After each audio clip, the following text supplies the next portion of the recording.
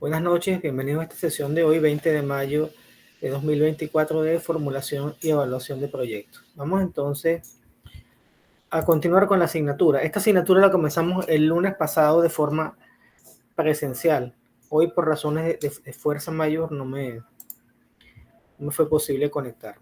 Entonces, quiero presentar en primera instancia lo que tenemos acá en nuestra aula virtual.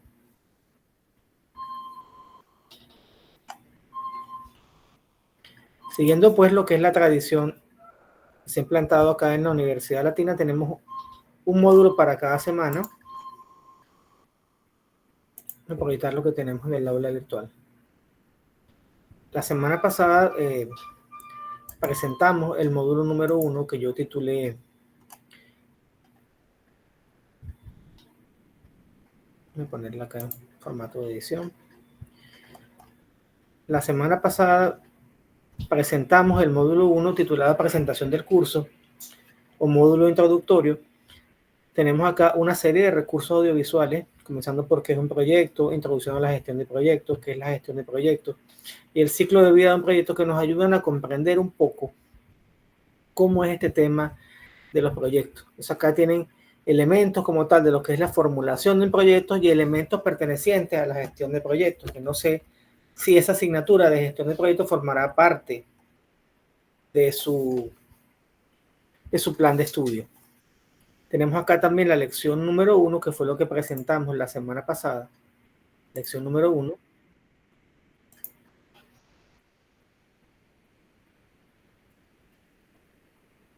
Bienvenida, María. Buenas noches, profesor. Muy buenas noches. Tenemos entonces la lección número 1, que es el contenido que presenté la semana pasada. Esta actividad innovadora, que es un pequeño juego sobre gestión de proyectos. Y tenemos este recurso en un libro del profesor Gabriel Vaca Urbina.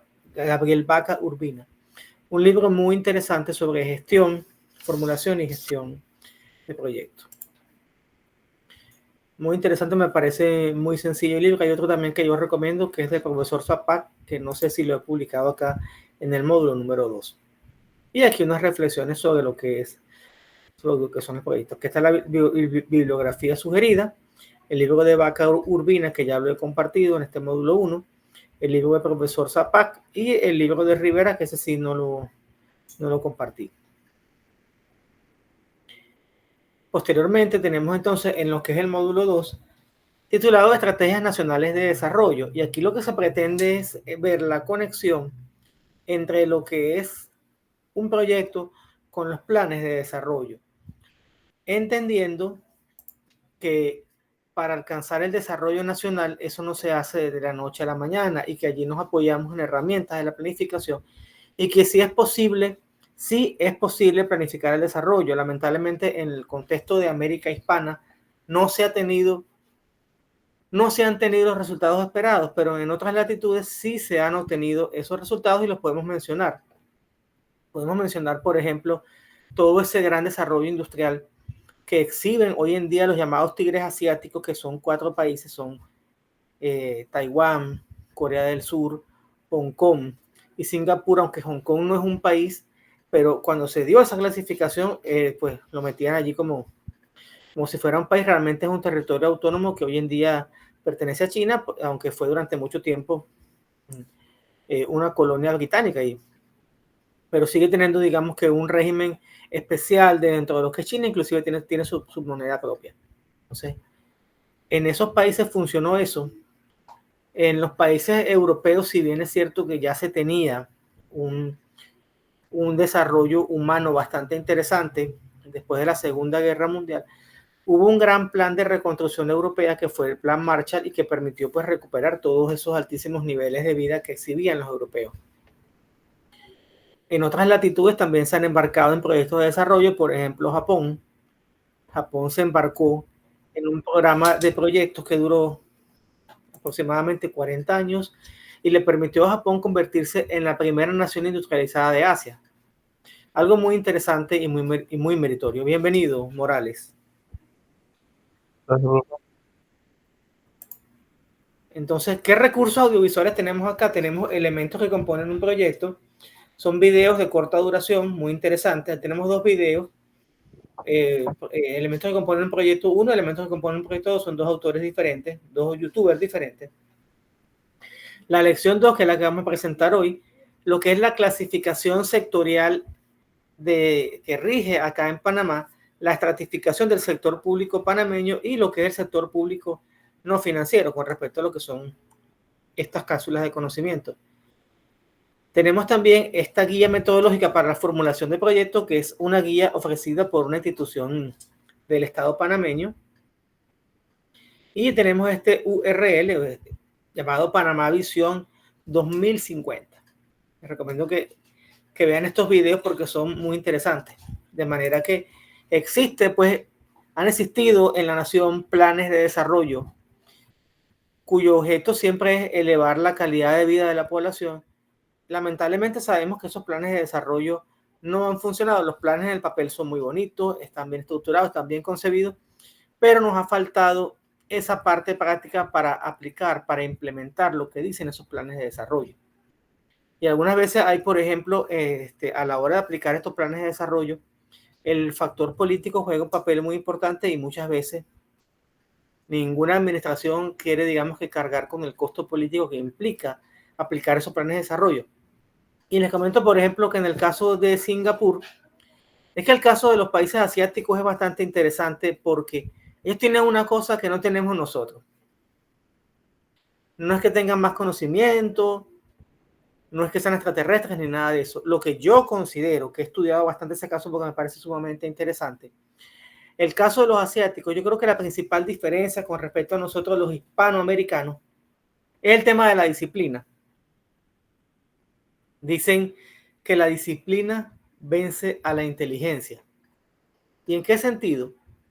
Bueno, ellos son muy disciplinados, son obedientes, son respetuosos de la ley, aunque también cuando estuve leyendo hace varios años lo que fue esa descripción de los tigres asiáticos, hecha por un diplomático, él decía que esos eran países que se apoyaban en las ideas filosóficas de Confucio, que como ustedes saben, no fue quien inventó la confusión. Confucio fue un filósofo chino, no era ni japonés ni chino, que les comento esto porque una vez le preguntaron a una amiga quién fue Confucio y ella dijo que fue quien inventó la confusión y que había sido un chino japonés muy antiguo. Entonces, ni los chinos son japoneses ni los japoneses son chinos, son asiáticos. Y tampoco inventó la confusión. Confucio fue un filósofo chino que Confucio es a China o a las civilizaciones de origen asiático lo que Aristóteles, Sócrates o Platón son para Occidente. O sea, imagínense ustedes el nivel de influencia que han tenido esos filósofos griegos que he mencionado. Bueno, ese mismo nivel de influencia que perdura hasta nuestros días la tuvo el señor Confucio. Es un titán, pues, es un titán en lo que ha sido la cultura de China. Entonces, ellos sí se han apoyado en esos principios filosóficos, han tenido otras ventajas, y esa ventaja es que en el contexto de la Guerra Fría, en que surgió ese proceso de industrialización de esos países, se aprovecharon que a Occidente le interesaba poner como una barrera al comunismo representado por la extinta Unión Soviética. Entonces, se aprovecharon de eso, y en vista de que ya la Europa estaba recuperando después de la aplicación del Plan Marshall y que Estados Unidos estaba totalmente fortalecido después de haber ganado la Segunda Guerra Mundial, la ganó los Estados Unidos de América. Eso es mentira que la ganaron los aliados, eso es mentira. La Segunda Guerra Mundial la ganó los Estados Unidos de América porque sencillamente tenía su industria intacta, nadie los invadió salvo el ataque japonés a Pearl Harbor, y tenía el 70% de las reservas de oro existentes hasta el momento. Estamos hablando de los años 45-46. Entonces, como ellos querían frenar ese avance, primero ellos comenzaron a darle cabida, y los europeos también ya fortalecidos después de haberse recuperado, a todas esas manufacturas provenientes de Asia. Les dieron chance de que entraran en su mercado. Entonces ellos se beneficiaron de eso.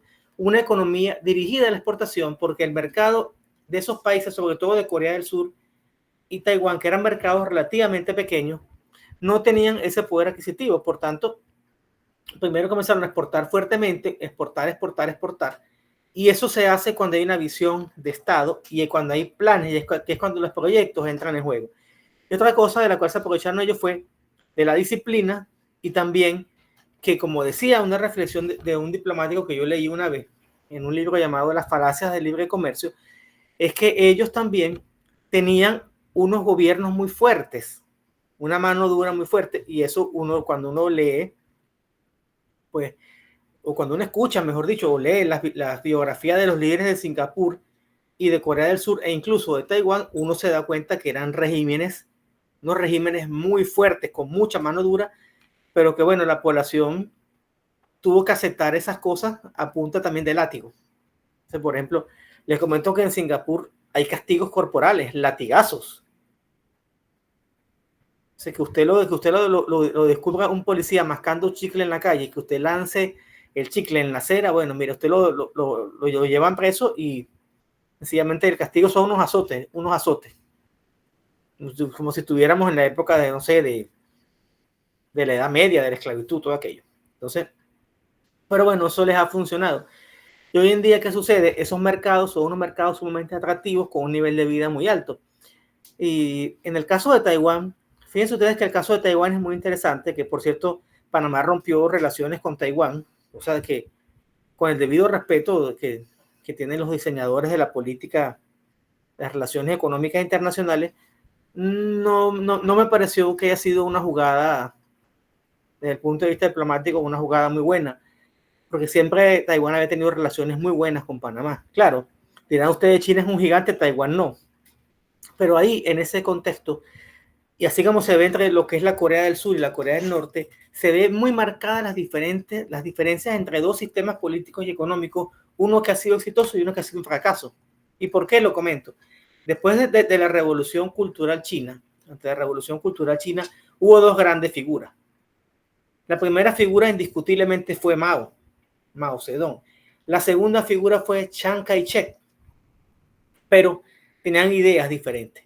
Al final Mao, que era más populista, se ganó el apoyo de las grandes masas, de las masas de campesinos y las masas de obreros, y después cometió una matanza y mató una gran cantidad de chinos, y a otros los mató de hambre. Y entre las cosas que hizo es decir que todo el mundo tenía que vestirse igual, con el mismo tipo de traje, o sea, unas barbaridades. Si tienen la oportunidad de ver esa película, que es muy buena, aunque hay gente que le parece fastidiosa, llamada El último emperador, que trata de la vida del último emperador de China, y ustedes verán que todo el mundo andaba vestido con el mismo traje. Un traje con el cuellito así redondo, que es el que llaman traje Mao. Entonces, ¿qué pasó con Chiang Kai-shek? Chiang Kai-shek, que no estaba de acuerdo, que discutió con Mao, él se fue a Taiwán. Y inmediatamente en Taiwán él recibió el apoyo del gobierno de los Estados Unidos de América, que lo ayudaron a montar industria manufacturera y todo aquello, con un sistema totalmente abierto. Entonces, Taiwán, que es una islita pequeñita, a los pocos años, era un país rico, era un país, pues, con un nivel de vida alto, como hoy en día es un país con un nivel de vida altísimo. Un país que hace 30 años atrás era un gran productor de manufactura, hoy en día ya no lo es, porque Taiwán se ha dedicado a producir elementos de altísima tecnología. Por ejemplo, los chips. Saben que más o menos el 50% de los chips del mundo vienen de Taiwán. Eso es lo que llaman el escudo de silicio, que protege a Taiwán, que es una isla chiquitica, de que la China, que es el segundo país más grande del mundo, se lo coma. Bueno, no sé si es el segundo o el tercero, porque Canadá también es bien grande. Entonces, allí se vio esa diferencia, como un régimen, mejor dicho, un régimen capitalista con una planificación bien enfocada para el desarrollo, dio resultados positivos, y como esos mismos planes, pero enfocados desde una óptica socialista, fracasaron por completo. Pero bueno, todo eso se hace con proyectos, todo eso se hace con planes, con proyectos y con portafolios. Entonces, si uno sigue la metodología del PMI, que es una metodología muy utilizada a nivel mundial, usted tiene portafolios, tiene proyectos y también tiene planes. Entonces, es así. Entonces, un plan puede tener varios proyectos y un portafolio puede tener varios planes y varios proyectos. Eso de acuerdo con la metodología PMI, pero eso no forma parte de los contenidos de este curso, sino forma parte del curso de gestión de proyectos, que es un curso que se ve más adelante en ingeniería comercial, ingeniería industrial o ingeniería de organización, de acuerdo a la nomenclatura que se dé en cada institución. ¿Alguna pregunta hasta ahora? No hay ninguna pregunta. Bueno, cuando quieran preguntar, por favor, con toda confianza, no hay ningún problema. Entonces, entendidas estas reflexiones, sí se puede planificar el desarrollo. El problema es el tema de la continuidad. El problema es que generalmente, y ahorita lo vamos a ver, ahorita que a partir del 1 de julio que vamos a tener unas nuevas autoridades, una nueva administración, un nuevo gobierno, seguramente vendrá con sus planes.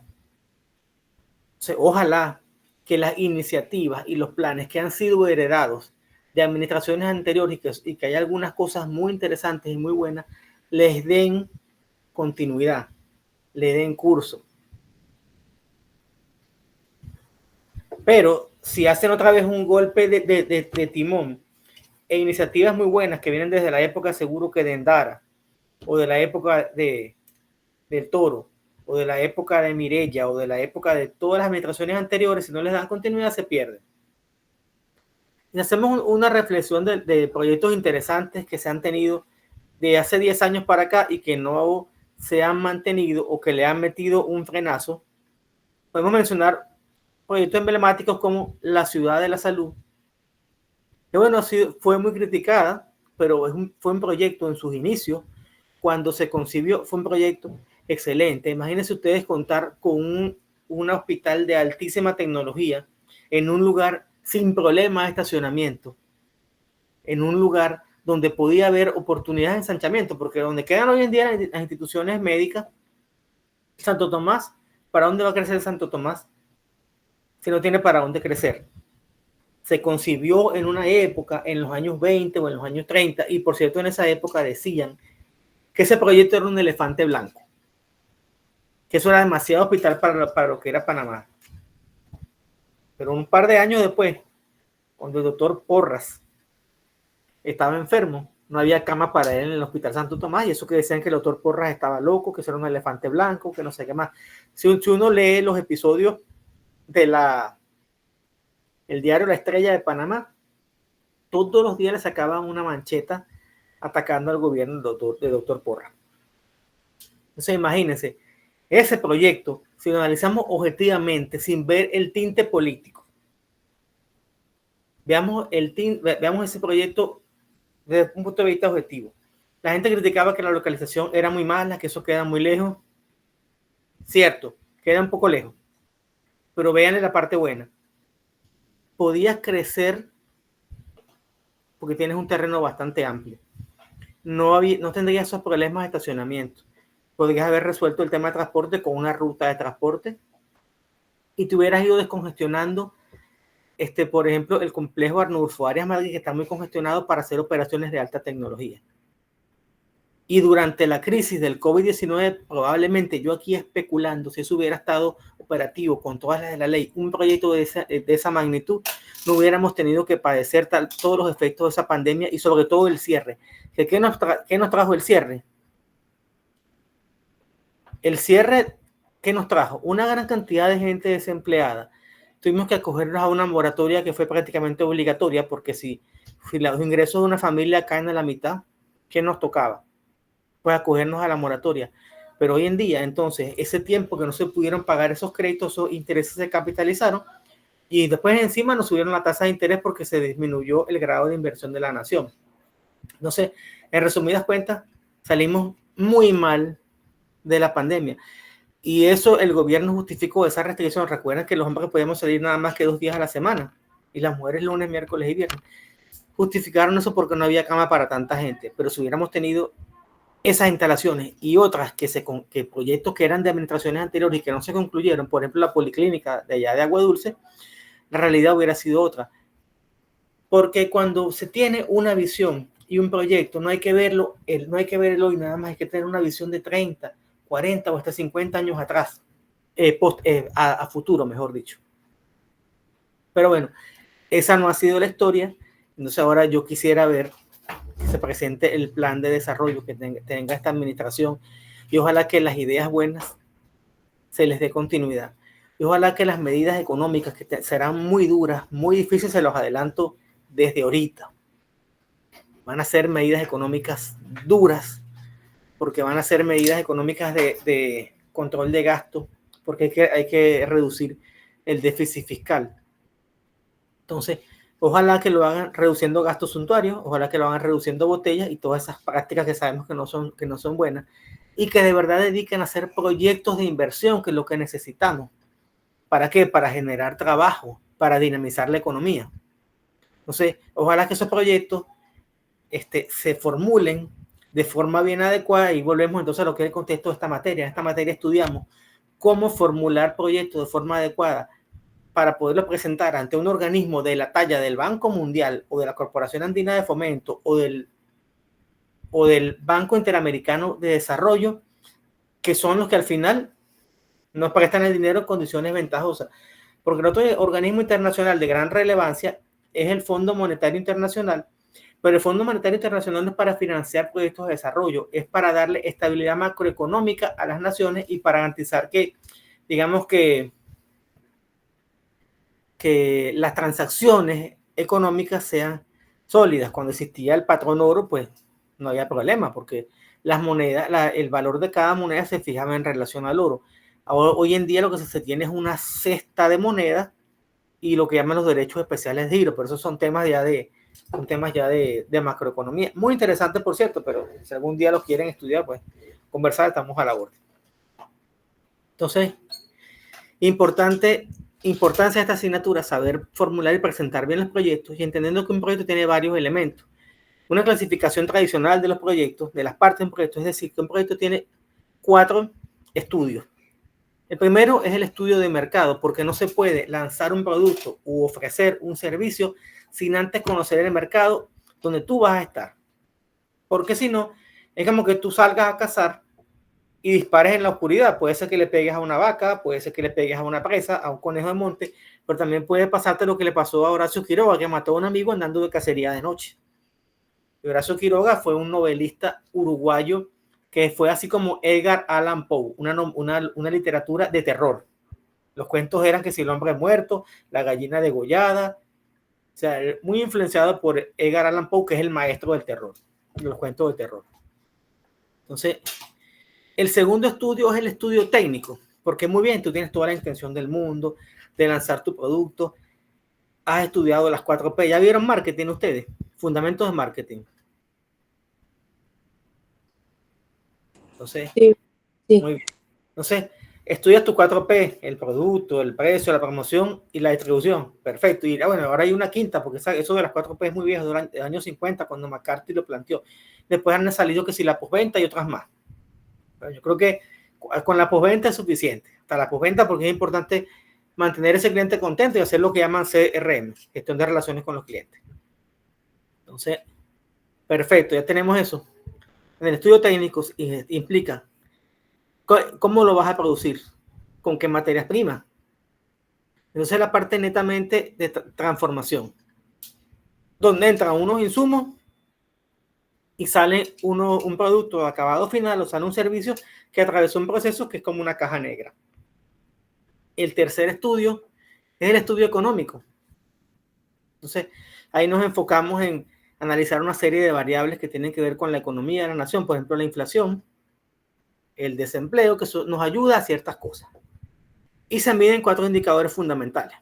Primero tenemos la tasa interna de retorno, que eso lo vamos a ver bastante más adelante, el valor presente neto, el periodo de repago, y el otro es la relación de costo-beneficio. Hay otros más, pero con esos 4 es más que suficiente.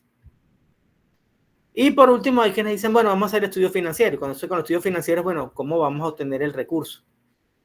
Eso es lo que dicen algunos. Eso es una clasificación. Hay quienes también incluyen, bueno, mira, dentro del estudio técnico va la ubicación geográfica, entonces hay otros que incluyen también el estudio organizacional, pero eso, digamos que con esos 4 estudios que yo he mencionado, tenemos suficiente para estudiar y justificar bien un proyecto, y de acuerdo a la institución a la cual vayamos a ir, ellos nos pedirán un formato u otro. Entonces, el material de la clase pasada lo pueden ver. Ahí está la presentación en PPT. Dentro de las cosas que discutimos en la clase pasada está que los proyectos, al igual que los productos, tienen un ciclo de vida. Recuérdense ustedes que el ciclo de vida del producto es bastante original porque lo que hace es emular como es el ciclo de vida humana. Se nace, se alcanza el desarrollo y después sencillamente se desaparece. Cuando de polvo eres, en polvo te convertirás. Entonces, los productos nacen también y en esa época que están en esa época de crecimiento, recuerden que son productos estrella, que tienen un amplio crecimiento y se hace una inversión fuerte en mercadeo para que ese producto cale en el mercado. Cuando el producto ya madura, se convierte en lo que llaman también una vaca lechera, al igual que las empresas, que son productos que tienen un buen margen de rentabilidad, no hay que invertir mucho en marketing, es como una vaquita, que de hecho en inglés lo llaman cash cow, que sencillamente tú alimentas ese producto te da para muchas otras cosas. Y finalmente ya en la etapa de declive tienes que ir pensando en el retiro. Entonces por eso digo que es como la vida. Ya cuando uno está ya de cierta edad tiene que irse retirando. Lo mismo pasa con los proyectos. En la etapa inicial hay mucho movimiento. Después en la etapa de madurez, digamos que llegamos hasta la mitad del proyecto, hay unas estrategias, hay unos informes que hay que hacer. Y posteriormente ya en la etapa final, el proyecto como ya se está finalizando, cada día hay menos movimiento, menos actividades hasta que se ejecuta el informe final y el proyecto queda cerrado. Eso cuando el proyecto ha cumplido con sus objetivos, pues también puede pasar que el proyecto queda paralizado porque se acabó el dinero. O como pasó, por ejemplo, con el proyecto del corredor de las playas, que después que ellos hicieron todo el estudio, se dieron cuenta de que no habían considerado las indemnizaciones de las propiedades que había que expropiar para hacer la ampliación de la vía. O sea, ese pequeño error nada más. Y por eso se pasó de un eje playero, de un corredor de las playas, a un viaducto nada más y la ampliación de algunos carriles del tramo de La Espiga hasta La Chorrera. Bueno, vamos entonces ahora a comenzar a revisar el material del módulo 2. Voy a cambiar ahora de pantalla.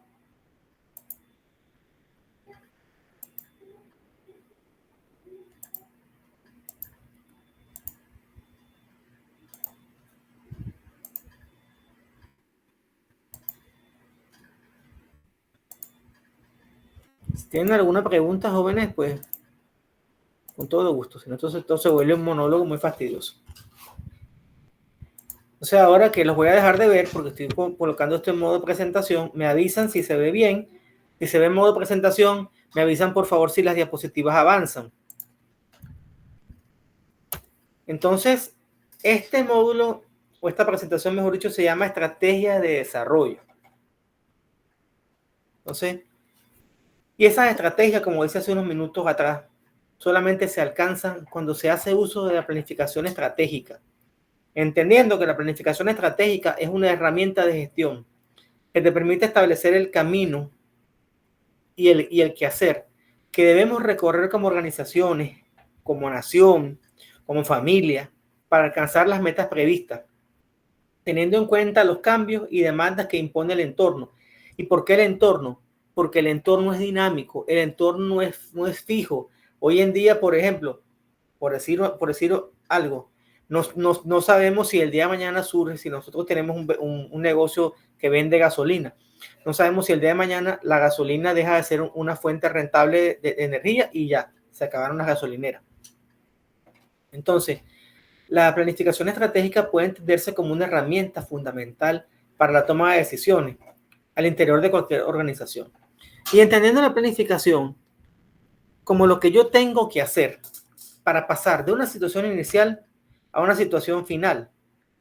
Entendiendo que si hoy en día, por ejemplo, por decirle un ejemplo de una familia, una pareja se casa y decide tener niños, ellos entonces van a tener un escenario de partida y un escenario en el cual les gustaría estar. Por ejemplo, en 5 años. Mira, yo en 5 años, yo quisiera ya haberme mudado a una vivienda propia, tener un vehículo y tener ya, por ejemplo, 2 niños y un trabajo estable donde me permita estas condiciones de vida. Entonces, bueno, hay que tomar una serie de estrategias, hay que usar unas tácticas y ejecutar unas acciones para pasar de la situación A hasta la situación B.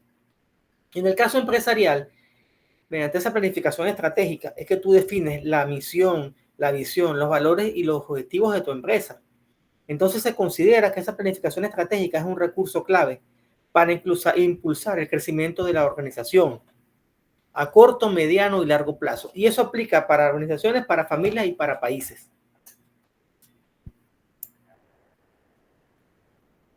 Podemos definir una organización como una institución formada por una serie de personas que de manera voluntaria han decidido coordinar sus esfuerzos y capacidades para alcanzar objetivos en común por medio de estas estructuras organizacionales. Entonces, cuando nosotros ingresamos a una empresa, bueno, una vez ingresamos a determinada empresa porque no nos queda de otra. Sin embargo, cuando se logra formar un buen equipo de trabajo, se deben coordinar, complementar las habilidades de cada uno de los miembros del staff o de esa plantilla de colaboradores para que cada quien coloque su granito de arena y de esa manera se cumpla la misión de la organización y también se vayan dando las acciones para alcanzar la visión que tiene esa organización. Entendiendo la misión, porque esos conceptos que son netamente de planificación, no sé si ya vieron planificación, pero si no lo han visto, lo repasamos rápidamente. La misión puede ser entendida como la razón de ser de la organización. Y la visión es dónde yo quiero estar dentro de unos años. Entonces, y eso aplica para todo tipo de organizaciones, desde bancos, pasando por la... Dígame. ¿En qué diapositiva están? En la que dice empresas y organizaciones. Ya, sí, es que no pasaba. Ahora sí, es que no se pasaba. Ok, sí. Eso voy a tener que... Sí, bueno, me van avisando porque si este problema persiste, pues hay que ver cómo se hace. Entonces, les decía que esto aplica para organizaciones de todo tipo, con fines de lucro o sin fines de lucro, entendiendo que las organizaciones con fines de lucro son las empresas. Ya, como el Banco General, como la ACP, como la Empresa Nacional de Autopistas. Son instituciones con fines de lucro, es decir, que tienen que tener ganancias. Ahora bien, una organización como el Hospital Santo Tomás, como el Patronato de Panamá Viejo, por ejemplo, como algún museo, aunque sea una institución sin fines de lucro, tiene que aplicar estas mismas herramientas. ¿Por qué? Porque aunque su razón de ser no sea obtener ganancias, tiene por lo menos que ser sustentable. Y para ser sustentable quiere decir que genere ingresos suficientes para poderse mantener y no tenga que vivir de los subsidios. Por ejemplo, el Museo de la Biodiversidad que está ahí en el Causeway. Es una institución sin fines de lucro que se sostiene a través del aporte que le dan algunas instituciones públicas, a través del aporte de instituciones privadas y a través de lo que cobra por concepto de taquilla. Entonces, aunque maneje un presupuesto que venga del Estado, tiene que tratar de tener ciertas ganancias y de tener también ingresos propios. ¿Para qué? Para no estar todo el tiempo en déficit, es decir, en números rojos. Igual Santo Tomás. Por eso Santo Tomás cobra por algunos servicios. ¿Por qué? Porque necesita que su presupuesto esté equilibrado y si se puede contar con un pequeño superávit, mucho mejor. Me dicen si la diapositiva avanzó o no. Estoy mostrando acá el logo de la ACP. No, profe. No sé qué estará pasando con esto. ¿Ahora? Sí. Ok, es que... ya sé. ¿Aquí? ¿Está en la diapositiva anterior o no? ¿O se quedó en la de la ACP? Se quedó en la ACP. Ok, bueno. Entonces, la visión indica el norte a seguir. La visión se refiere a dónde se dirige esta compañía o esta institución, esta organización o esta familia y cuáles son sus metas y objetivos a mediano y largo plazo. Aquí vamos a hacer una pequeña distinción. No es lo mismo un objetivo que una meta. La gente lo confunde. El objetivo es lo que usted quiere lograr y la meta es un indicador de cumplimiento de ese objetivo. Vamos a suponer que usted tenga un objetivo como objetivo para el año 2050, erradicar la pobreza crítica en Panamá. Si ese es su objetivo, quiere decir que para el 2050 usted no tiene que tener ningún pobre bajo el umbral de la pobreza crítica en Panamá. Entonces, Si usted detecta que hoy en día, en el 2024, tiene un 20% de la población que está sometido a la pobreza crítica y usted quiere que, que eso sea cero, usted va a poner una meta de cumplimiento año tras año.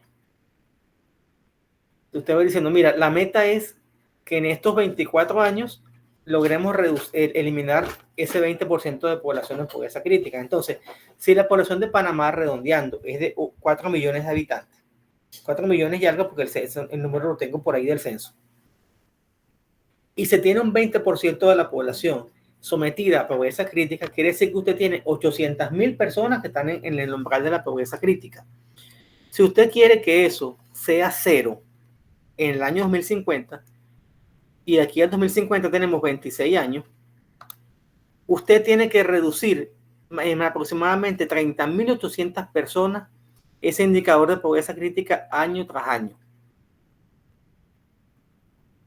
¿Cómo les quedó el ojo?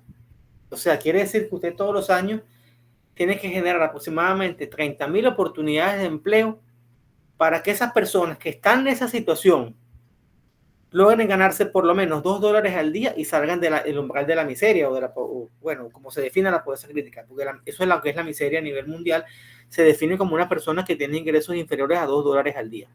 Pero es que imagínense, aquí en Panamá, ¿qué pueden hacer? ¿Qué pueden comer? ¿Cómo pueden sobrevivir con $2 al día solamente?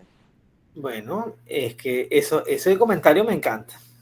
Y voy a cerrar acá la presentación para ver aunque sea su fotografía, porque ustedes todos apagan la cámara.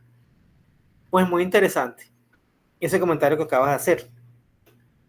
Eso es lo que se considera a nivel mundial, $2 al día, pero como también toman la cifra de forma literal, esa cifra tal vez funcione para los países de África, $2 al día.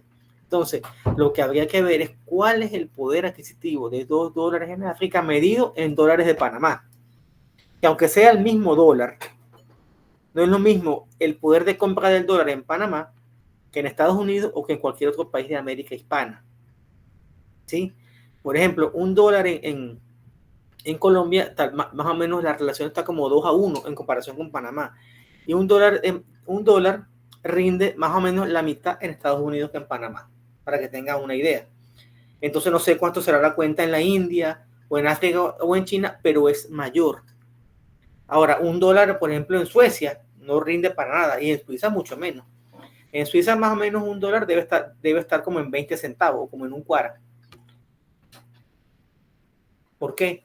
Por lo que se llama el poder adquisitivo. Si quieren también lo ven de forma práctica en lo que llaman el índice Big Mac. Entonces, bueno, es difícil. Difícil porque si esas son las metas es sacar a 30,000 personas de la pobreza crítica año tras año. Depende cómo se define la pobreza crítica. Y bueno, aquí hablando de una de las principales industrias de Panamá, la visión de la ACP es ser el líder en conectividad global e impulsor del progreso de Panamá. ¿Creen ustedes que la ACP alcanzará esa misión? ¿Sí o no? ¿Qué opinan? Diciendo que la CP tiene el poder para hacerlo, más hay que ver la manera en la que realmente lo pueden hacer. Claro. ¿Quién más?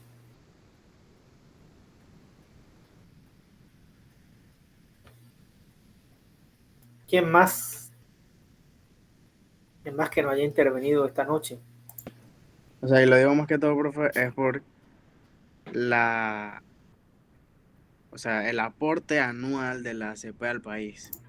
Más que todo, por eso es que lo digo. Ok.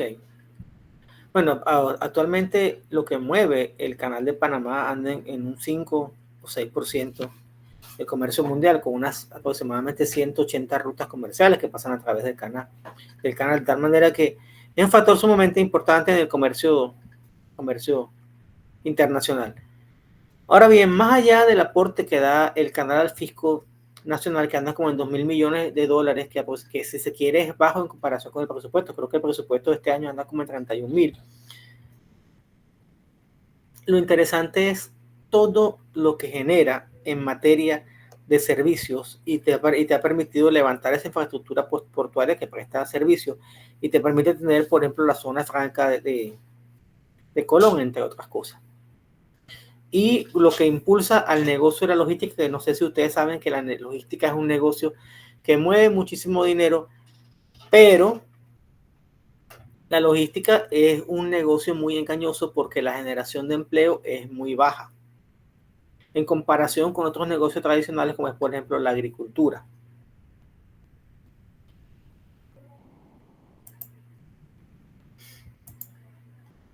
Seguimos por acá entonces. Tenemos acá ahora entonces el concepto de políticas de desarrollo. Una política de desarrollo abarca todas las medidas políticas, económicas y sociales adoptadas para mejorar las condiciones de vida de los países en desarrollo. Eso de países en desarrollo, ese concepto ya hay gente que critica. Yo lo sigo utilizando, pero realmente el concepto que está más vigente hoy en día es países menos adelantados. Antes también se hablaba de países subdesarrollados. Entonces, cuando hablamos de política, no es política partidista, digamos que es como un conjunto de acciones, de normativas que abarca medidas políticas, es decir, medidas que afectan a la ciudadanía, medidas económicas y medidas sociales. Y tenemos entonces un ejemplo que ya mencioné hace rato, el caso de los tigres asiáticos. Se embarcaron en esos programas de desarrollo primero a producir textiles. Casi todos los países industrializados comenzaron produciendo textiles. De hecho, Inglaterra, que fue el primer país del mundo que se industrializó, fue Inglaterra, comenzó produciendo textiles. Llegó y mecanizó los textiles con máquina de vapor, crearon los primeros telares programables. Y bueno, ese ejemplo también lo tuvieron los demás países. Japón comenzó también haciendo textiles. Lo mismo los tigres asiáticos. Y bueno, después pasaron poco a poco a producir automóviles, computadoras, barcos y todo aquello. Entonces, este ha sido un caso de éxito de los tigres asiáticos. Ahora bien, esto que está acá es una publicación que está aquí a la mano derecha, es una publicación de la Comisión Económica para América Latina, una institución muy de los años 50, muy de los años 60, que mucha gente ha criticado, porque dentro de las cosas que ellos decían que había que hacer para desarrollar la mal llamada América Latina, de hecho se llama Comisión Económica para América Latina, y digo mal llamada América Latina porque es un concepto que no me gusta. Y no me gusta porque realmente ese concepto lo inventaron los franceses. Entonces, ¿por qué tenemos nosotros que utilizar un concepto que inventaron los franceses si realmente esas políticas se han diseñado exclusivamente para la América hispana y por extensión a Iberoamérica? Porque Brasil aplicó algunas de estas cosas. Entonces, hablamos de Iberoamérica, los países que fueron conquistados y colonizados, entre comillas, por las dos naciones que componen lo que es la península ibérica, y también es España y Portugal. Entonces, han criticado mucho el papel de la CEPAL, porque la CEPAL lo que decía era que para industrializar esta región del mundo, había que promover la industrialización, pero por sustitución de importaciones. Y aquí me voy a dejar de compartir para verlos nuevamente y escucharlos si quieren comentar algo. Esa industrialización por sustitución de importaciones, que en sus inicios fue un plan de desarrollo muy bueno, porque ¿en qué consistía eso? Eso consistía en dejar de importar bienes manufacturados, por ejemplo, ropa, camisas, ciertas partes metalmecánicas de los automóviles para producirlas en los diversos países. Entonces, por ejemplo, Brasil lo implementó, Argentina lo implementó, México lo implementó, Colombia, Chile, también Venezuela lo implementó. Y en sus inicios se dio buenos resultados. Entonces, por ejemplo, hoy en día México es un gran productor de autopartes y de automóviles. Argentina logró también desarrollar una buena industria automovilística, y Brasil, y así Colombia y Venezuela. Todos esos países lograron tener una industria fuerte en la parte automovilística. Más México, Brasil, Argentina y Venezuela. La industria colombiana de automóviles fue muy pequeña, o sigue siendo pequeña en comparación con los otros países. Y bueno, en otros rubros también, en telares, en ropa. Pero ¿qué pasó? pasó que como eran industrias que estaban naciendo, tuvieron que gozar de una gran cantidad de preferencias arancelarias y restricciones comerciales. Y con el paso del tiempo, esas industrias se fueron quedando atrapadas, retrasadas en comparación con las demás industrias, porque eran industrias nada más que para un mercado interno. Y no se pensó en mejorar la competitividad, en mejorar la productividad para buscar nuevos mercados, que fue lo que se hicieron los asiáticos. Los asiáticos en principio, es verdad, los productos eran malos, pero eran baratos. En los años 60, nadie te quería comprar un producto japonés.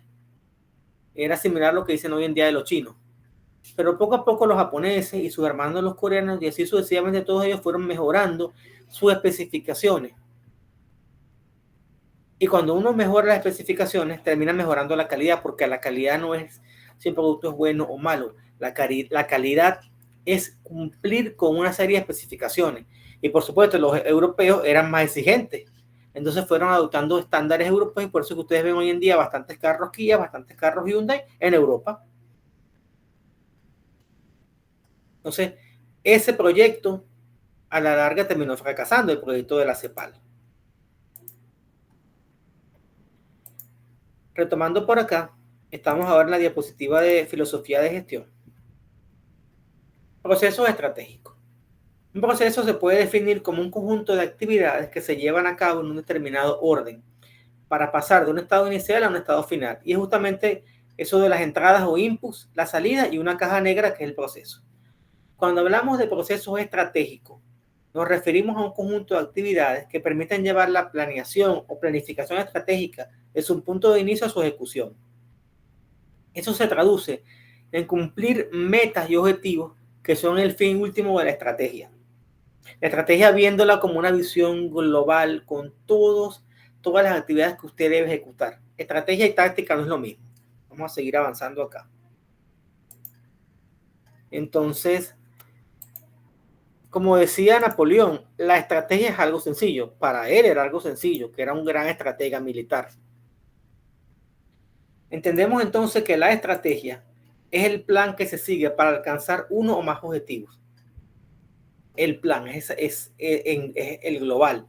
En cambio, que la táctica son acciones o una serie de pasos que usted lleva a cabo para alcanzar esos objetivos que están planteados dentro de la estrategia. Entonces, la estrategia, en resumidas cuentas, es la sumatoria de todas las tácticas.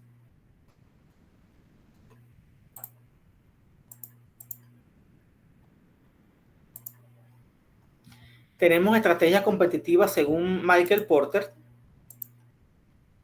Son tres, fundamentalmente: liderazgo en costo, producir al mejor precio, al mejor costo, mejor dicho; diferenciación, cómo distinguirse de los demás; y segmentación, atacar un nicho especializado.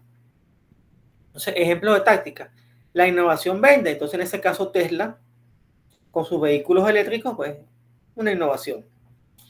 También fortalecer la marca funciona, y en eso es experto la gente de Mercedes-Benz.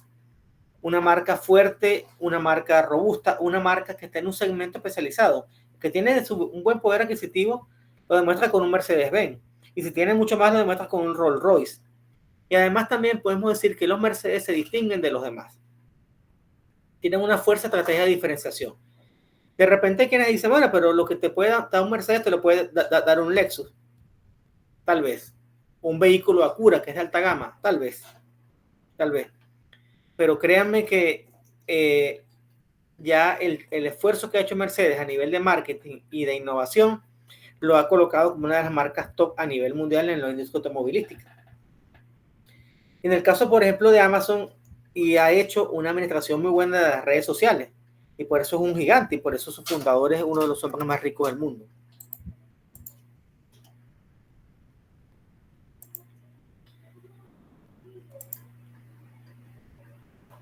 Por ejemplo, esto es un caso real acá en Panamá. ¿Cómo implementar estrategias de liderazgo en costos? Por ejemplo, reduciendo costos de mano de obra. Este es un proceso de vacunación de unos pollitos recién nacidos que antiguamente, hace 8 años atrás, era a mano, y posteriormente se les ocurrió que se podía eliminar a todo este personal y entonces aplicar una máquina vacunadora que ya no te vacunaba los pollitos, sino que te vacunaba los embriones antes de nacer. Es decir, te vacunaba los huevos fértiles. Posteriormente esto lo eliminaron y ahora utilizan otro sistema, pero en su momento dio buenos resultados.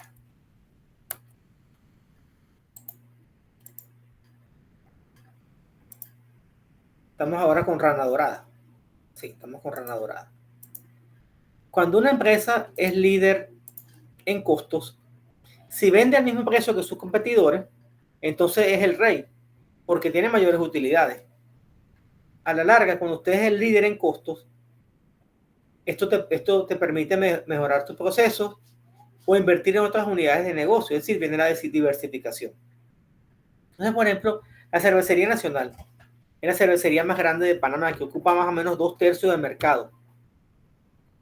Entonces, tiene un músculo fuerte y ese músculo fuerte le permite invertir en otras unidades de negocio. Por ejemplo, tiene el agua, tienen las sodas, tienen todo eso. La Rana Dorada, que es una empresa pequeñita, tiene un segmento diferente. A él no le interesa ser el líder en costo, porque él busca atender a otro mercado, a la gente de las cervezas artesanales, que está dispuesto a pagar $2 por una cerveza de botella cuando la de la Cervecería Nacional vale 50. Entonces, el público objetivo es otro, así que no le interesa ser líder en costo. Tenemos acá entonces el caso de las líneas aéreas. Fíjense que cuando tú eres líder en costo, lo que tú buscas es tener una ventaja competitiva, una ventaja para competir y una rentabilidad que sea superior a la de los demás. Y eso te coloca en una frontera de creación de valor tan cerca como sea posible del eje de costos y precio más bajo. Entonces, como tienes un costo bajo, tienes un precio bajo, y al tener un precio bajo y prestas el mismo servicio o un servicio diferente, y voy a explicar por qué un servicio diferente. Porque aquí tengo dos aerolíneas clásicas que son dos gigantes: Air France, que es una de las más antiguas del mundo, y British Airways. Aerolíneas tradicionales, así como es Copa. Copa Airlines es una línea tradicional. Ryanair también es una línea aérea, pero prestan servicios diferentes. Ryanair hoy en día es el líder en costo, es el líder en las aerolíneas de bajo costo a nivel mundial. Es una línea de Irlanda, no Irlanda del Norte, la Irlanda sola. Entonces, ¿por qué digo que son servicios diferentes? Porque aunque en esencia el servicio es transportar, Ryanair te lleva de Londres, por ejemplo, hasta Madrid, ciertamente, pero no te lleva directamente al centro de Londres, te lleva a Gatwick o al otro aeropuerto, no me acuerdo cómo se llama, no te lleva a Heathrow, que es el aeropuerto principal. British te lleva de Barajas a Heathrow. Air France te lleva de Barajas a Heathrow. Entonces, ahí vemos que son conceptos diferentes, porque uno, aunque te transportan, te llevan a aeropuertos diferentes. Entonces, es más fácil llegar a Heathrow que llegar a Gatwick o no me acuerdo cómo se llama el otro. Creo que es Stanton, no me acuerdo. ¿En qué más se diferencia? Aquí en Ryanair ni tienes asientos registrados, ni los asientos reclinan, no te dan nada de tomar. Y tienes que pagar por el equipaje facturado, que hoy en día en las aerolíneas tradicionales también lo hacen. En British, o mejor dicho en Air France, porque British no la conozco.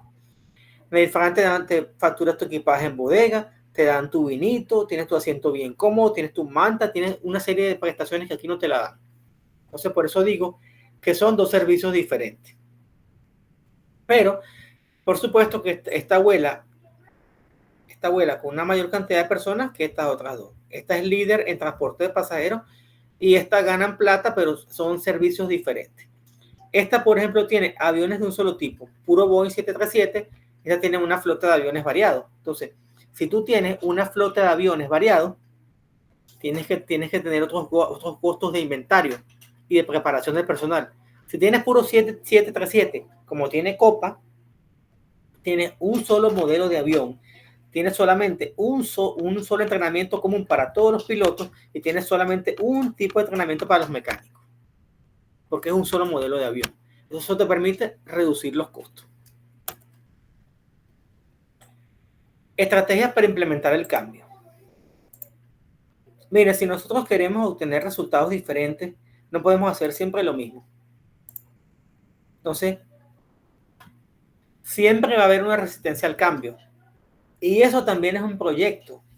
Cuando usted quiere implementar un sistema nuevo, hay que luchar contra el recurso humano porque el ser humano se opone a los cambios porque tú le estás cambiando, lo estás sacando de su círculo de confort. Entonces, tenemos dos ejemplos bien claros. ¿Cómo es el sistema de la Universidad de Panamá? El profesor tradicional, ya bastante mayor, sabe que en la Universidad de Panamá los profesores antiguamente podían laborar hasta los 75 años, creo que esa restricción ya no existe. Entonces, es un sistema netamente tradicional donde todas las evaluaciones son exámenes escritos en aula, ensayo, solamente hay tablero y piloto y la comunicación es en vivo y directo, correo electrónico. No hay WhatsApp, no hay Moodle, no hay nada de eso. Otras instituciones como esta y como muchas otras instituciones privadas, pues tienen sus ambientes virtuales de aprendizaje, la comunicación es por redes sociales, es por Google, es por WhatsApp, es por Teams, es por Zoom. Tienes gran cantidad de materiales audiovisuales en la aula virtual, entonces ya digamos que el sistema es diferente. Entonces son dos servicios diferentes. Seguimos acá ahora con esta diapositiva dedicada a los tipos de estrategias. Tenemos estrategias para implementar el cambio. Esto es un ejemplo de una tesis aplicada a una empresa familiar dedicada al comercio mayoritario. Entonces, tenían una serie de problemas, entre ellos la falta de liquidez, y esto se trató como un proyecto, donde al final se logró definir una propuesta de estructura mucho más coordinada, más integrada, donde existiera coordinación más fuerte entre las personas de compra con el departamento de venta y a su vez con el almacén. Entonces se podían atender de forma satisfactoria los pedidos de los clientes, cosa que no se hacía anteriormente. Entonces, para implementar los cambios, pues hay que seguir un ciclo. Primero se hace un diagnóstico de la situación y es lo mismo que se hace también cuando se quiere ofrecer un proyecto. Se estudia lo que hay, se planean las acciones, se implementan esas estrategias, recordando que hay tácticas y pequeñas acciones para lograr todo el objetivo de la estrategia. Se evalúan los resultados porque tiene que haber control y posteriormente se cierra el círculo con lo que es el aprendizaje. Entonces, siempre es importante retroalimentar y la evaluación para el mejoramiento continuo. Entonces, ahí es cuando viene la parte de lo que es el control del proyecto. Porque usted define unas metas que usted quiere lograr y usted va a validar ese cumplimiento. Entonces, si usted ve que no está logrando las metas, usted tiene que aplicar estas acciones de control, correcciones, mejoras. Porque lo que no se mide no se controla. Y si usted no controla, viene el caos. Y si no hay control, sencillamente se acabó el dinero y no se hizo nada. Entonces, acá tenemos un ejemplo de estrategias para aplicar el cambio. Pues esto es un ejemplo real. Cómo se hizo en este caso. Entendiendo que se hizo ese prediagnóstico, luego se plantearon unas propuestas, se implementó ese conjunto de estrategias, se consiguió una resistencia al cambio, pero se hizo la evaluación y posteriormente de esa evaluación vino lo que fue la retroalimentación. Vemos ahora acá cuál es la importancia socioeconómica de los proyectos. Y aquí tenemos un par de proyectos, megaproyectos que se han hecho en Panamá. El primero es la línea 1, la línea 2 del metro de Panamá. El segundo es la planta de tratamiento de aguas residuales de la Bahía de Panamá, enmarcada en el proyecto de saneamiento. Y el tercer programa es un rayo de luz para Cañazas y Ñurú. Entonces, ¿qué tienen estos proyectos en común? Fundamentalmente son proyectos sociales. Esos proyectos no son rentables. En el caso del metro, línea 1, costó aproximadamente 1.400 millones de dólares. ¿Se va a recuperar ese dinero? Nunca. Nunca. Porque este proyecto de la línea 1, línea 2 y ahora la línea 3 del metro de Panamá es para mejorar la calidad de vida de las personas. Entonces, aquí no se puede ver no se puede pensar que luego de 20 años o 30 años el Estado va a haber recuperado esos 1.400 millones de dólares. Claro que no. La tarifa del metro sencillamente es para pagar los costos de mantenimiento del metro. No es para recuperar ese dinero. Eso nunca se recupera. Igual que nunca se recupera el costo de una carretera, a menos que sean los corredores, que eso sí lo están recuperando poco a poco. Y de hecho fue tan buen negocio que sacaron una pizza, que eran los mexicanos, y lo compró el Estado, pidió dinero prestado, paga el préstamo, se queda con los peajes y obtiene dinero. En el caso del proyecto de la Bahía de Panamá, tampoco se va a recuperar nunca esa inversión, pero sería muy bonito ver esta bahía recuperada, todos esos manglares recuperados, y que algún día, dentro de unos 30 o 40 años atrás, las aguas de la Bahía de Panamá sean aguas aptas para el contacto humano y que la gente pueda ir a bañarse por ahí en qué sé yo, que se pudiera bañar la gente en la cinta costera como quería el alcalde saliente de Fábrega. ¿Se acuerdan? Que tuvo un proyecto de hacer una playa ahí en la cinta costera. ¿Se acuerdan de eso? Ay, sí. ¿Se acuerdan? Sí. Y este programa, Un Rayo de Luz para Cañazas en Ñurún, es un proyecto social que ha sido financiado por Scotiabank, entre otras instituciones. Entonces, es un programa para mejorar la calidad de vida de las personas. ¿Y por qué queremos mejorar la calidad de vida de las personas? Pues para que no estemos tan cansados. Sin lugar, fíjense lo que era, cómo le cambió la vida a la gente de San Miguelito, que fueron los beneficiarios de la primera línea del metro de Panamá, o la gente de hasta, ¿cómo se llama? San Isidro, y hoy en día Villa Zaita, y esperemos que lo lleven hasta la Cabima. Esa gente ya no tiene que salir de la casa a las 5 de la mañana para estar a las 8 en el centro de Panamá. Salían de su casa a las 6 y llegaban a una hora decente, o llegan a una hora decente. La gente de Nuevo Tocumen se demoran 45 minutos en llegar por el metro hasta San Miguelito, cuando antes era hora y media, 2 horas. Entonces, mejora la calidad de vida, usted llega más temprano a su casa, está más tranquilo y puede hacer otras cosas, porque uno llega tan cansado después de cargarse los tranques que uno no tiene ganas de hacer nada. ¿Cierto o falso? Muy cierto. Igual, ¿qué beneficio da construir un hospital? Nunca, yo creo que lo que invirtieron en la primera etapa del Santo Tomás nunca lo han recuperado, así como tampoco han recuperado lo que costó el Parque Omar, ni lo que costó ninguna obra de interés público. Ninguna. ¿O acaso se ha recuperado lo que costó la mudanza de Panamá Viejo hasta Casco Viejo? No. Eso nunca se va a recuperar. La única manera que se recuperen esas inversiones era que vendieran todo el Casco Viejo y vendieran la catedral y todas esas instituciones y los museos y todo lo que está ahí, vendieran las garzas y todo aquello. Pero no.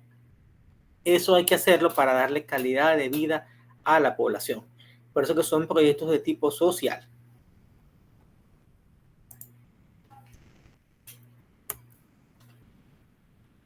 Ahora, en los proyectos sociales, tenemos que el financiamiento puede ser a través del Estado, es decir, son obras públicas.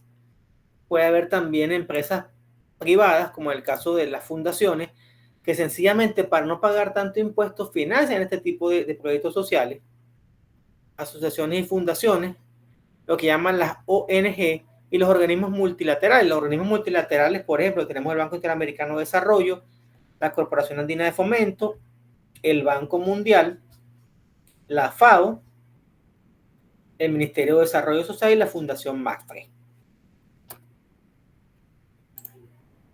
Ahora bien, en los proyectos con fines de lucro o proyectos de inversión, sí es fundamental recuperar el dinero que se invirtió y obtener ganancias. Entonces, ¿por qué la ACP construyó el tercer juego de esclusas del Canal de Panamá? Sencillamente porque necesitaba generar más dinero. Se gastaron 5.000 millones de dólares y yo creo que eso va a recuperar bien rápido. No sé cuánto será el tiempo del payback, pero yo les aseguro que eso lo van a recuperar bastante rápido. Y sencillamente tenías que hacerlo porque si no te quedabas en el negocio, si no te sacaban del negocio. El aeropuerto. Por supuesto que el aeropuerto es un proyecto con fines de lucro, la Terminal 2. Atrae más pasajeros, cobran más derechos por uso aeroportuario, cobran más impuestos a las aerolíneas, tienes más tiendas, entonces eso te permite obtener más fuentes de empleo y obtener más dinero porque cobran más impuestos. Entonces, esos son negocios. Los proyectos de inversión son con fines lucrativos para obtener ganancias, porque nadie va a invertir en algo que no le dé dinero.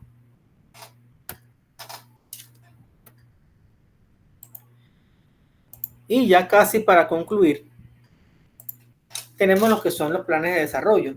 Hemos hablado un poco de estos planes de desarrollo. Y aquí vamos a simplificar su concepto. Una herramienta de gestión que busca promover el desarrollo social en una determinada región. Este tipo de plan intenta mejorar la calidad de vida de la gente y atiende las necesidades básicas insatisfechas. El concepto de plan de desarrollo está emparentado con las acciones de gobierno y políticas públicas y estrategias. El plan de desarrollo incluye una visión estratégica de futuro, ya que pretende ofrecer soluciones que se mantengan en el tiempo, es decir, es sostenible. De esta manera, los planes tienen que ser sostenibles, con mejoras que quedan en la sociedad, aun cuando el plan concluya. Entonces, para promover ese desarrollo social, es indiscutible que hay que tener dinero. Porque a la gente hay que darle la caña de pescar y enseñarla a pescar. No hay que darle el pescado. Entonces, hoy en día, el concepto de desarrollo no se mide exclusivamente con términos económicos, se mide en términos sociales. Y vamos a ver acá un poco con estas preguntas de reflexión. Primera pregunta de reflexión, ¿qué es el desarrollo? ¿Qué entienden ustedes por desarrollo? ¿A qué les suena?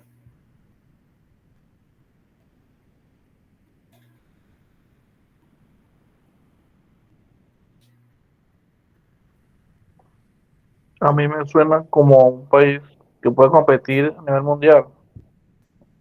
¿Qué más? ¿Qué dice por ahí Rosemary?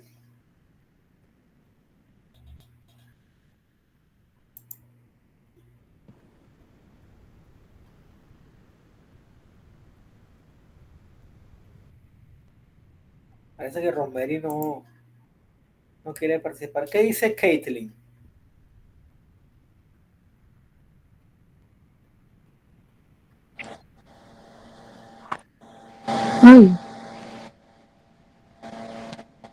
¿Qué entiende usted por desarrollo? Oh, creo que se desconectó. ¿Quién más por ahí? O Juliet, ¿a qué le suena a usted desarrollo? Buenas. Buenas. Podría decir que desarrollo me suena a evolución, a un proceso de mejora.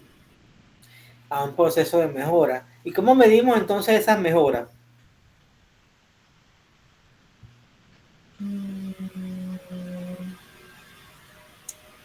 Podría decir que, o sea, un indicador podría ser el cambio en general de calidad de vida, bienestar de las personas. Ajá, ese me gustó.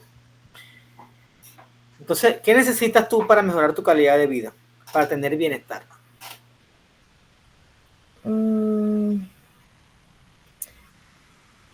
Comodidad. Ajá, ¿y qué más necesitas?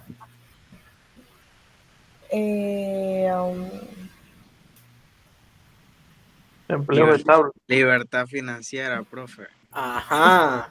Necesitas comodidad, necesitas libertad financiera, necesitas un empleo estable, necesitas salud, necesitas que tú salgas de tu trabajo y llegues a tu casa rápido, necesitas un carro o un tremendo sistema de transporte, ¿verdad que sí? Sí. Entonces, así es como se mide el desarrollo, mis estimados.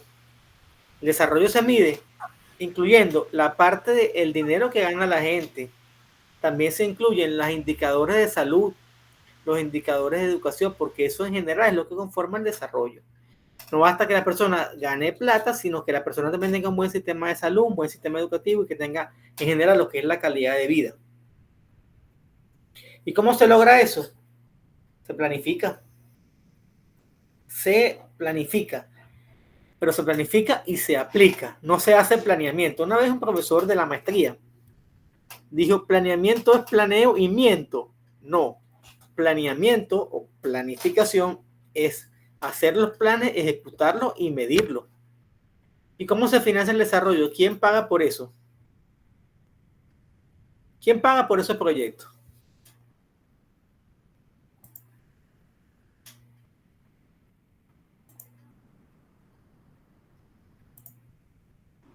Aquí están los Paganinis, por ejemplo, la CAF.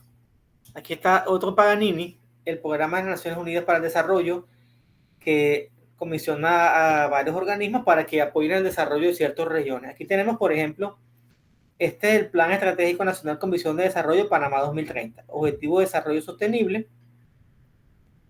Y aquí tenemos algunos objetivos de desarrollo sostenible. Tenemos, por ejemplo, bueno, casi no los veo, pero ahí los tenemos. Si ustedes tienen mejor vista que yo, lo ven. Entre las cosas que hay es un buen acceso a la educación, un buen acceso a la salud, un buen acceso a la alimentación, ese tipo de cosas. Eso es lo que la gente está en contra. Me da risa cuando dicen eso. ¿En contra de qué? De la agenda 2030. Ajá. Que ni siquiera sí, claro. Entonces no entienden qué es lo que verdaderamente significa. Es que hay cosas buenas y cosas malas. Entonces, por eso es que es bueno tener una visión, tratar de tener una visión objetiva de las cosas. Lo que sea bueno, apoyarlo. Si en la Agenda 2030 está que tengamos derecho a una educación de calidad, a una salud de calidad, a una alimentación de calidad, bienvenido sea. Ahora, ¿qué es lo que no se debe permitir?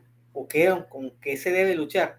Con que se atente contra la familia como cédula fundamental de la sociedad. Y ese es un debate en el cual no me quiero meter, porque nos va a quitar un tiempo precioso y al final, miren, hay que respetar las opiniones de cada quien. Así de sencillo. Hay cosas ahí que no me gustan, pero bueno, como les dije, yo las respeto. Déjenme darles una esto aquí para ver mejor los objetivos de ese plan de desarrollo sostenible. Tenemos, bueno, que si los pudiera ver mejor. Ajá, mira, acción por el clima. Interesante, ¿verdad? Evitar el cambio climático.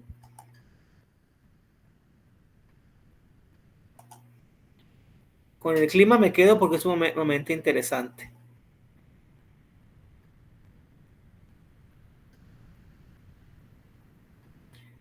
Bueno, de verdad que no lo veo muy bien.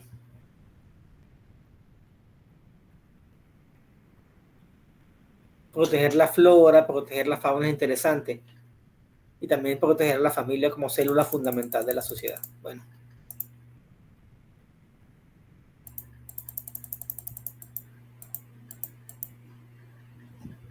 Importancia de los proyectos para la nación. ¿Se está proyectando esa diapositiva? Sí. Ya estamos por finalizar. Tenemos que han existido a nivel mundial proyectos exitosos de desarrollo turístico. Fíjense el Burj Khalifa, ese allá en Dubái, ese es el edificio más alto del mundo. Hoy en día Dubái es un país muy turístico. La gran carretera oceánica en Victoria, Australia. El High Line de Nueva York. Los rascacielos. El Museo Guggenheim de Bilbao. El Plan Marshall ha sido uno de los proyectos más exitosos a nivel mundial. Permitió reconstruir una gran cantidad de países empobrecidos, entre ellos Alemania, Francia, Italia, creo que Bélgica, Países Bajos y otros más. En el caso de Japón, fue un éxito que en 40 años, a lo largo de lo que fue el periodo de la restauración Meiji, Japón se convirtió en la primera potencia de Asia. Y fíjense tanto que Japón, que había sido un país empobrecido, un país aislado y todo aquello, en el siglo pues, 20 tomó una gran importancia a nivel mundial. Primero, desde el punto de vista militar, le ganó varias guerras a Rusia. Después se metió de frente en la Segunda Guerra Mundial y hoy en día es un país industrializado y un país de alta tecnología, con carros muy buenos y todo aquello. De tal manera que fue un caso exitoso, pero estuvo acompañado de un gobierno fuerte. Fueron 40 años que tuvo el emperador Meiji, haciendo pues uso de su poder para lograr lo que fue. Y bueno, aquí tenemos pues hasta ahora el proyecto más exitoso que ha tenido la nación panameña. el canal abierto en 1914 y este juego de esclusas. ¿Proyecto exitoso? Por supuesto que sí. ¿Han cambiado las condiciones? Sí. ¿No contábamos con la sequía? Sí, no contábamos con la sequía. Pero ¿qué hay que hacer ahora para apoyar ese gran proyecto? Hay varias opciones y hay que evaluar cuál es la más rentable. Usted tiene, por una parte, dejar de darle agua de la cuenca del canal a la población, pero colocar grandes plantas desalinizadoras donde sea posible. También cuesta dinero. O traer el agua de la cuenca del río Indio. Yo creo que ya hay que sacar muy bien las cuentas y ver qué es más rentable. Yo, por ejemplo, pienso que tal vez sería una buena opción. Claro, hay que tener mucho cuidado con el tema de lo que es la desalinización. De que tú, si no tratas bien el agua que sacas del mar y la metes en la cuenca del canal, puedas ir salando, incrementando la salinidad de lo que es la cuenca del canal, el agua de la Juela y el lago Gatún. Así que tal vez fuera como que mejor darle el agua a la gente e ir monitoreando. Puede ser una opción. Traer el agua de la cuenca del río Indio, bueno, tiene un costo ambiental muy alto. Todo eso hay que pensarlo. Por eso es evaluación de proyectos. Y hoy en día incluyen también el impacto ambiental, aunque hay gente que incluye el estudio de impacto ambiental en la parte técnica. Eso digamos que es a juicio del consumidor, pero es muy importante los estudios de impacto ambiental. Muy bien, jóvenes, ¿alguna pregunta, alguna inquietud, alguna duda?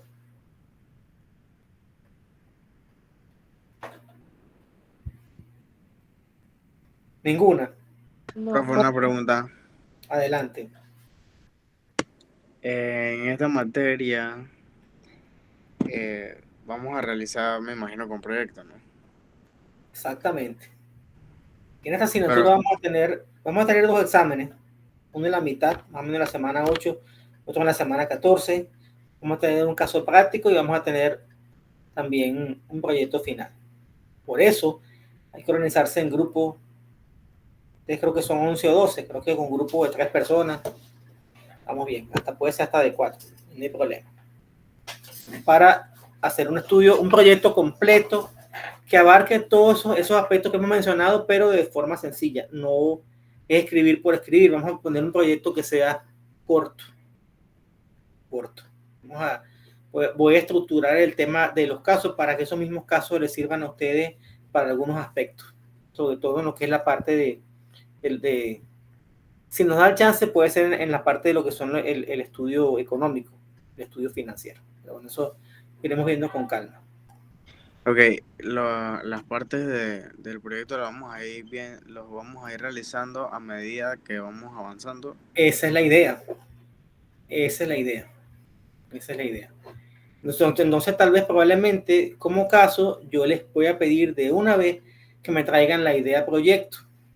Y con lo que ya hemos visto hasta la fecha de presentación del proyecto, eso sería el contenido del caso y eso sería también insumo para el trabajo final. Vamos a suponer que si seguimos con eso de que son cuatro los estudios que hay que hacer en un proyecto. Entonces, hemos visto el estudio técnico y el estudio de mercado. Entonces, en su primer caso, ustedes van a traer su idea de proyecto, van a plantear cuál sería el estudio técnico y cuál sería su estudio de mercado. Y eso entonces ya es un insumo para el trabajo final. Entonces te quedaría hacer, por ejemplo, el estudio económico y el estudio financiero y el estudio de impacto ambiental se aplica, aunque eso, perdón, eso, de acuerdo al tipo de proyecto, puede que haya o no, porque son proyectos de inversión. Por ejemplo, tener una empresa para X producto tal vez no sea tan importante el estudio de impacto ambiental como si es un proyecto de infraestructura. Ahí sí es fundamental porque sencillamente un proyecto de infraestructura que no tenga estudio de impacto ambiental no te lo aprueban. Entonces creo que esa parte del estudio de impacto ambiental no es tan necesaria en este caso. Lo que me interesa fundamentalmente es la parte económica, la parte técnica y la parte del marketing, que es más orientado a lo que es esta asignatura. Porque recuerda que los estudios de impacto ambiental hay unas personas que son los ingenieros de ambiente, que son los que hacen los estudios de impacto ambiental, y nosotros que somos de ciencias económicas, ingenieriles y económicas, ingeniería industrial o negocios, no nos interesa mucho esa parte. Profe, ¿todas las clases serían presenciales? ¿Cómo serían Pues los sí, exámenes? Pues sí, las clases son presenciales porque así, esta fue una excepción a la regla por razones de fuerza mayor. Pero sí, la idea es que estas clases sean presenciales, porque así lo han exigido. ¿Y los exámenes también serían presenciales o cómo? Así lo han exigido también. Así lo han exigido, digamos, así está establecido en el calendario que nos han presentado a través de la coordinación.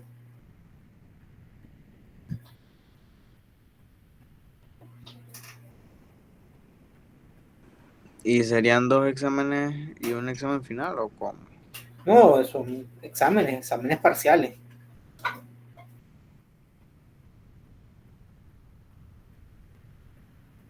Ok, profe. Gracias. A la orden. ¿Alguna otra pregunta, jóvenes? Bueno, vamos a dar por concluida la grabación por esta noche. Y bueno, si tienen alguna pregunta, con gusto la atendemos.